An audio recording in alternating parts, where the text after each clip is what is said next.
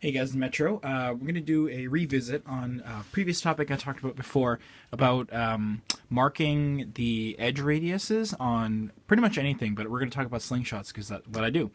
I previously talked about using a compass and extending the pin out really, really far, then using it as a guide, and you can take a measurement in terms of its diameter, and using that as your guide to mark it, kind of like a depth gauge, but like on a really micro scale. I was poking around a flea market one Saturday many months ago actually, because I've been using these for a couple months now, and I discovered a not really new to me, a type of compass that's called a drop compass. And the reasons why drop compass is because there is a pin that literally drops from the top to the bottom.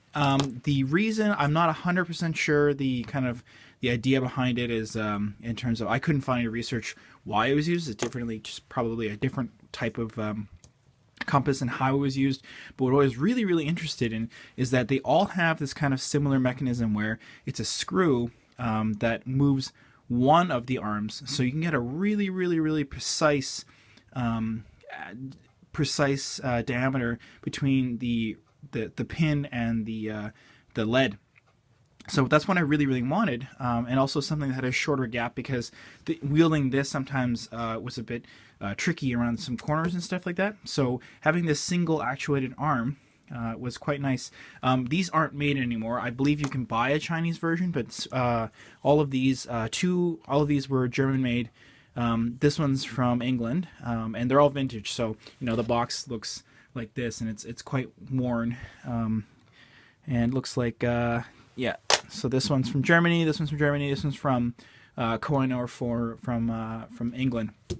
So like I said, the drop compass is really great because not only do you have an extreme adjustability in terms of where the lead is, you're able to move the lead up and down the shaft this way through a set screw on the side here. So I've actually moved these up all the way because I want the pin to drop down as far as I can so I can use it as a depth gauge. So what you do is you kind of set it to whatever depth you want, and then drop the pin and then guide it along the piece of material like that. And it's not going to show up too well because this is walnut, but you get a crisp line that's exactly the distance that you want, and it's exactly what I want. And so I have 3 of these because I'm generally interested in these kind of precise instruments, but what I really wanted to do was load up different kinds of lead. So I have a black lead in this one, I want to put a white lead in this one, and I want to put a red lead in this one. So I have all 3 of those ready to go.